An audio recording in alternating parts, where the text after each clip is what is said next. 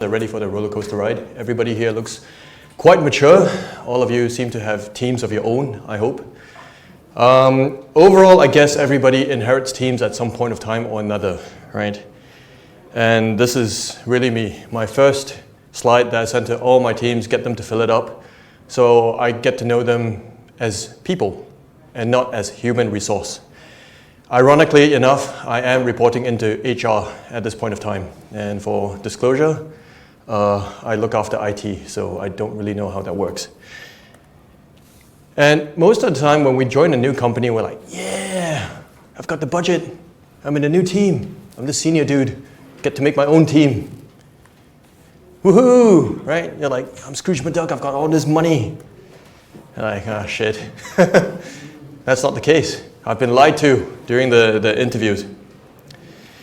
So the question now is, most people would want to have like, oh, the dream team, Avengers. But you kind of realize they're also kind of dysfunctional. And most of the time what we inherit is probably our bingers that your grandmother buys for you at the Pasar Malam, right? And I think the key thing is time. This is also something that I look after quite often for different lines of work. Why? First impressions. When you go for an interview, how do you portray yourself? Do I wear t-shirt, shorts, and slippers to the interview? Occasionally, because that is the impression I want to set as a tech person. I want them to know, I can't give a shit about your dress code. Hire me as is. Overall, first 2 days, first 2 weeks, first 2 months, critical points. Try to get to know everybody's names and faces. Can't do it? Use an app.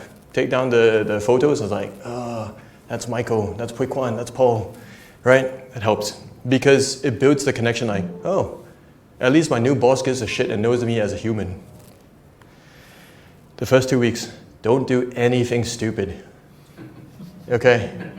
People will remember you.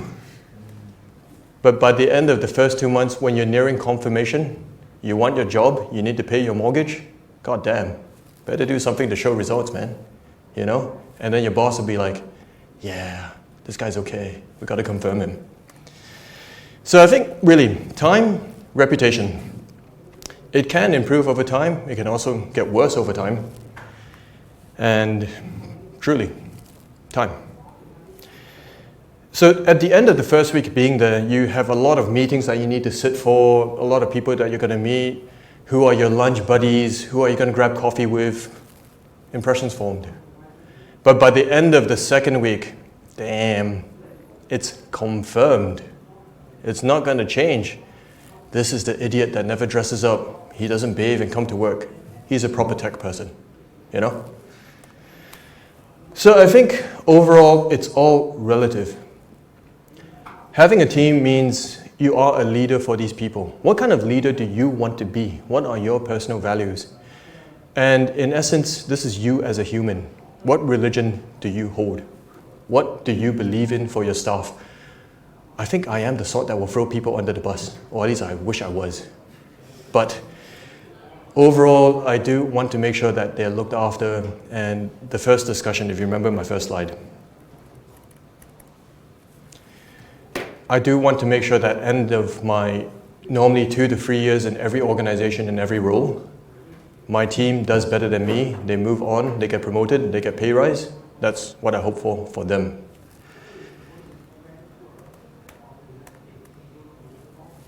And of course, in a new role, it's not only about leadership or your team, it's also about your peers. Who are you going to have lunch with? If you're that really sad guy that sits at your desk, oh man, that sad person eating lunch alone, not cool. On occasion, you need to have political currency, social currency, to be able to buy favors. Like it or not, we are in society. This shit needs to happen. So, what kind of minion do you want to be? Ultimately, everybody needs to kneel down, grovel, and suck up. So, yeah, making your boss look good, part of the job. Your boss is happy of you, you can treat your minions a bit better. Your boss is not happy of you, they will have a tough life too. So, chain of events. And overall, this would all be internal, right, for your company. What about external? What kind of customer do you want to be as well? You're in a position of power. You're spending maybe $2 million spend a year. Like, haha, suckers. Suck up. I wanted to say suck something else, but I think I'm being recorded. So overall, I do think that this is important, especially in my role in IT right now. There's a lot of vendors that would be like sending me amazingly good-looking people. And I'll be like, no guys, I just want to see the proposal and a good price. I don't give a shit about the rest. And if you're on the other side of the equation, what kind of vendor do you want to be, right? So relative to every step, up, down, left, right, you kind of have to decide for yourself, what are your values? What lines do you not wish to cross? What lines you kind of want to experiment with, because we're all young here in this room, and where we want to be. And that really impacts your team, because depending on how other people see you, they also have expectations on how your team would be run. So what I tell my team is two things. This is the first, the cardinal rule. If they like me as a boss, please don't get me in trouble. So I don't get called on by HR, which is now my boss, which sucks. And the second thing is, damn, I want some pay rise, man. So do make me a hero. If they really like me enough, then I can give them a pay rise. Everybody wins. And always remember, as much as we don't like politics, we don't like gossip, everybody talks. Take that as the baseline, and I think you'll be fine. Reputation. Everything. When you join a new organization, when you play Grand Theft Auto, you want to level up.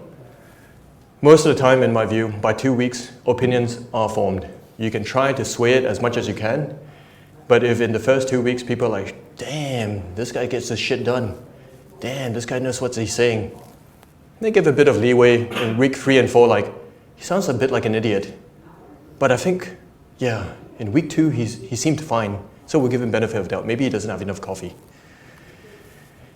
And I think at this point, maybe some of you might agree that we inherit some teams that we may or may not want. Most of the time, may not want. And it's for good reason. They were hired at a time where the JD that was posted was for a very different business model. So to give you an actual example now, I look after IT. I absolutely hate looking after IT. My previous role was to build farms. Totally different from what I'm doing now. When my friend asked me, would you like to take over IT? No, right? The team was inherited to look after networks, on-premise servers. But first 90 days going in, I opened up the door to my server room. There's a whole mountain of old IT assets. Some of them have the XP stickers. And I'm like, what the hell? So in the first 2 weeks, what did I do? Request for $2,000? Why? I need to get rid of trash. Huh? You didn't do it. Okay. And my team was like, oh, we'll do it on a Friday when nobody comes to work. Like, no, guys. So for context, I work all the way out west. There's a company bus. And I'm like, guys, do this on a Monday. After everybody comes in on the bus, you time it. 2 minutes for the lift to come up. You start pushing the trolley. Have everything ready on Friday evening. Monday morning, start pushing the trolley and make sure everybody can see you. Huh? Nobody ever sees IT. We're the guys in the basement asking you, have you tried switching it on and off again? Make sure they see you, right? Make sure they understand that IT exists. They came from an era where IT is supposed to be hidden in the basement, in the closet, wherever there's space that they didn't give a shit for. But with a new model where tech, and we're here for these talks today, tech is gaining more prominence. We are becoming a business unit in itself with proper profit and loss, with proper revenues. In that case, I do need to transform my team as well to keep them relevant for the now, not even for the future. And I think this part actually pains me a lot. I'm not sure how many of you have gone through a restructuring exercise. God damn. Makes it sound so sexy. Like, oh, we're going to restructure the company, Going to change things out and transform. But the fucking bastards are always consultants from these very prestigious companies with a tie and a suit, earning double my pay, knowing less than half of what I know, at least what I believe, because I'm very jealous. And in my view, of course, since I'm being recorded once again, the restructuring is extremely inhumane. And management just uses them as an excuse to not deal with livelihoods. Every single person that reports into yourself or myself has a family, or at least themselves to feed. And I think it is extremely important that we do understand that, hey, this is an actual human before we take any negative outcome events. That's always my view on it. And I think on that note as well, the first day of joining a company, after all my shitty meetings that ended at 5, I gathered my new team into the room and I told them, guys, I would like to speak with you momentarily. So during the interview, I think it was hinted to me like, your team is not exactly relevant for the times. I'm like, it's okay. Let me speak to them first. And heavily hinted, would you like to reconsider having a new team? Let me speak to them first. I got all of them into the room and I told them, nobody is getting fired unless you fuck it up and don't make me a hero and get me into trouble. Apart from that, I will do my absolute best to keep everybody in the jobs. Because my personal value is also to make sure I train you up. It is the job of the manager to make sure that they are relevant for the times. And I told them at the end of the 3 years that I'll be working with them. If they don't get a role, pay rise, promotion better than what they're doing now, I have failed. Because all I do every day is answer emails and PowerPoints. Fuck, I better do something else, right? Minimally make my team better. And I think overall humans hate change. So how do we guide them into doing something that they don't like? Emotions. Manipulate them. Once again.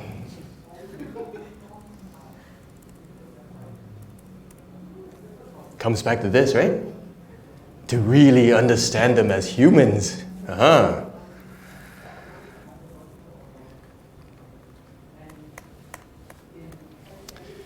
And I think if you understand the values of the people that report into you, and you treat them as humans, they will do everything in their power to make sure that everything works well.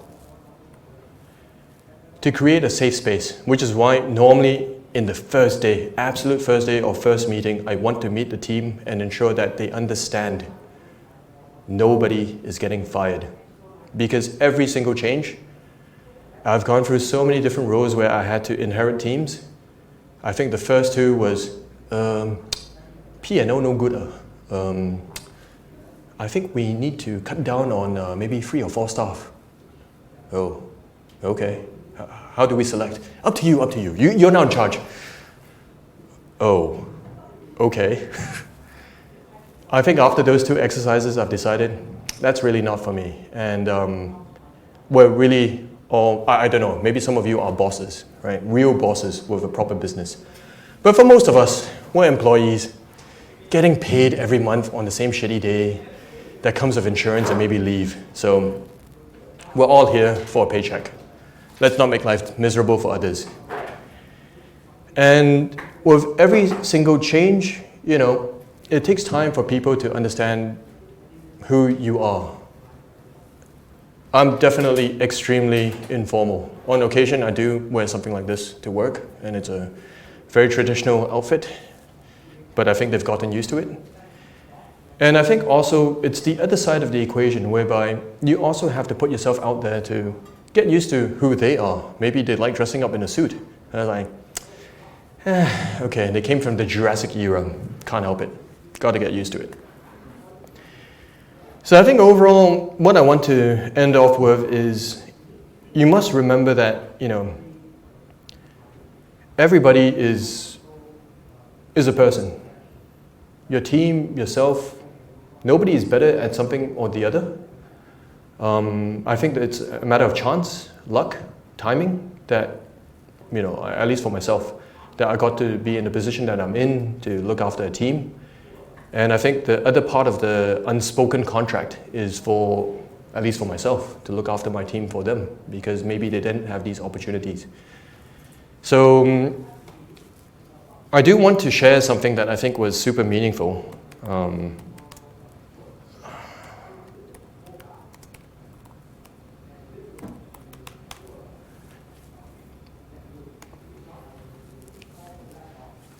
And this is a pretty cool old piece of work. Most of the time, everybody wants to be in charge. Everybody wants to be the officer. Everybody wants to give orders. But sometimes actually the most important person is the sergeant. The person, and trust me, I'm not the sergeant, nor am I the officer. I'm just some lowly private in my NS. But the sergeant is actually the one that gets things done. They know what's going on above and below. They understand the intricacies and the dynamics of the people. And I think that is important person to have. And if you have the right sergeant in your team, which I'm very grateful for every single team that I've had, they have the respect of the people. They also would make sure that everything works well. And yeah, if you don't have a sergeant in your team, get one quickly or promote one quickly. And more or less, you know, you can have an IT migration and still go out for Cloud Expo, do nothing, and things will move along nicely. So I think that kind of concludes what I want to share. And I know there are some friends who are here to heckle. So I hope to keep this conversation open and also to just take any questions about maybe experiences that you've had, and maybe I could share what I've gone through and see if it helps. Thank you.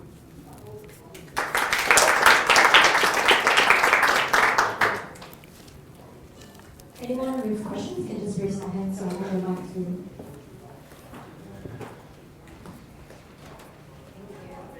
So it might have been inherited a team where someone thinks they should have gotten your job instead of you being parachuted in to take over the team. All my roles. So I think overall the first thing I did on the second day of my current role, my IT manager that reports into me has been in the company for close to 18 years.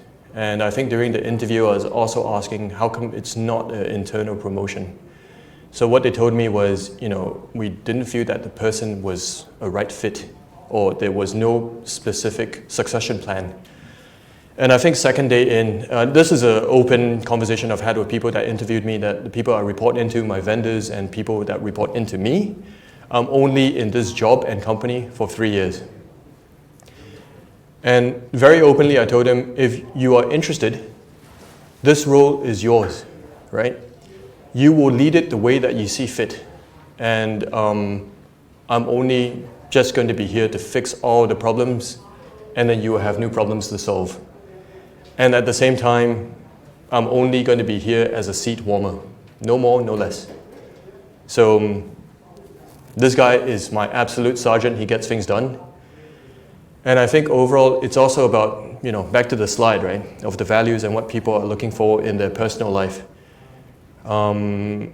Sometimes in the technical field, I don't know if you guys feel this same frustration in the tech sector. If you're not in a tech company, people don't give you that respect because they think, oh, this is the guy that resets my password.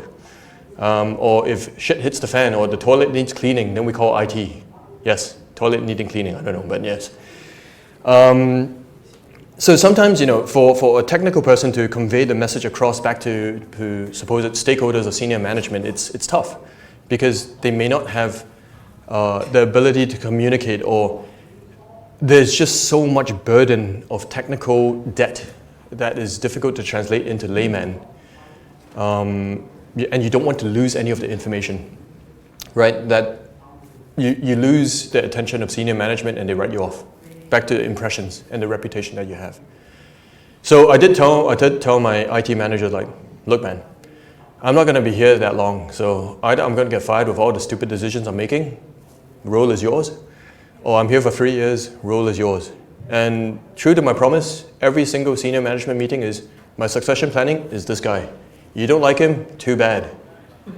We will train him up, we'll send him for the right courses, and from there, let's see how things go. everybody will lead according to their own style. You have to give him a chance to do it. Yep. I think instead of questions, we can do some open sharing. If any of you have any experiences to share with us, that would be great as well. We have some time on hand. Yeah, absolutely. I planned this to be heckled by Michael.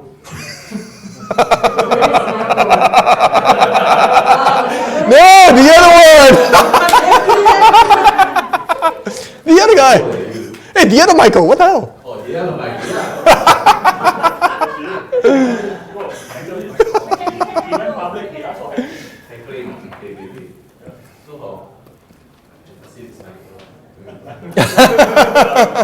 There's some very nice drawing after face.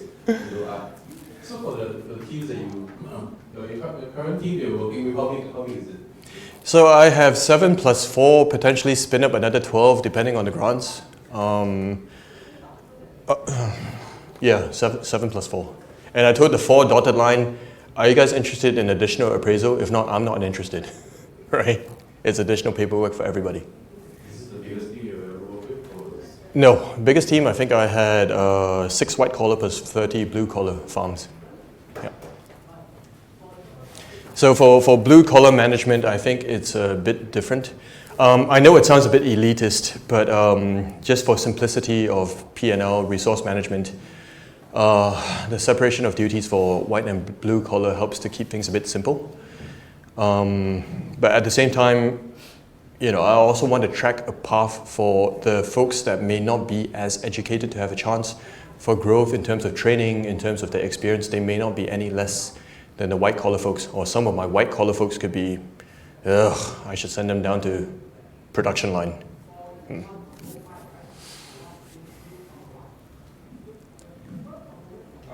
question I have for you is more around, you talk about minions and building trust with them, but very often the people you inherit are people hired by the previous person who left the company, and they're all probably waiting for you to fuck up. Right? So how do you build trust with people who are very resistant to you? They didn't get a chance to see you, you were hired by someone else, so they're all waiting for you to kind of make the first mistake, ruin kind of like your first impression. How do you deal with that resistance? Thankfully, no, because I think the teams I inherited actually had a lot of friction with the management at that point in time. So management wanted me to come in to be in between the two. So on some occasions, I was just a shitty router between management and the team. Overall, I go with the notion, and the positive one, an optimistic one, that I think most people actually don't want to see people fail, And overall, back to 2 weeks again, opinions are formed. If they do feel a genuine sense of the fact that you care, even though you're the most incompetent boss, they might still try to, okay, this guy is not a total idiot. We will try our best to make him look okay, which I guess is what my team is doing. Right now I'm undergoing a live IT migration. I have not stepped foot in the office for the last 2 weeks. And my team is doing a great job. I only join calls once in a while. So I think to your question about waiting for myself to fuck up and my team to feel happy about it, I think it's really dependent on what's the values that you communicate across to your team and what you care for the team. And if they agree with it. If not, then the dynamics and the relationship also wouldn't work out. So if that's the case, it's also time to move on. So that's my take.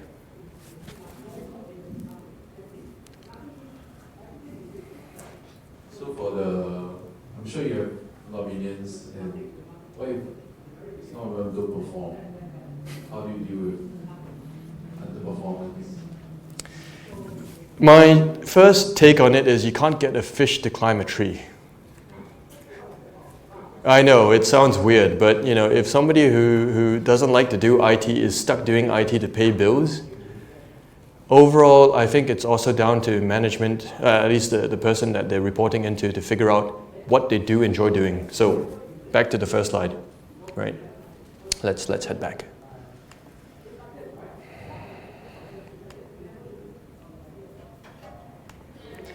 This is truly very important because sometimes there could potentially be a mismatch of just paying bills. This is very realistic, right? We all have to pay bills. A mismatch of paying bills versus what they aspire to do. If the company is big enough with a proper P&L with revenue, I do think it is the manager's job to try to figure out a better match. Don't get the fish to climb a tree. Either help the fish to evolve or throw them back in the ocean. But if, for instance, this company cannot afford to do so, then my take on it is, okay, guys, generate your own ChatGPT reference letter. I will just sign if people call me. I was like, yes, this is the best person I've worked with. That's truly the best I can do at this point. Yep. And no, I absolutely hate performance improvement plans because I've received 6 myself and they can never fire me. Bastards. Yeah, sorry. I think that was a very interesting sharing session of the corporate world and challenges we face in modern society as an employee or employer. We do have a little bit of time. You guys can either take a break or I would suggest you can try to mingle around with each other while I get the next speaker to get ready. Cool. Thank you very much. Thank you.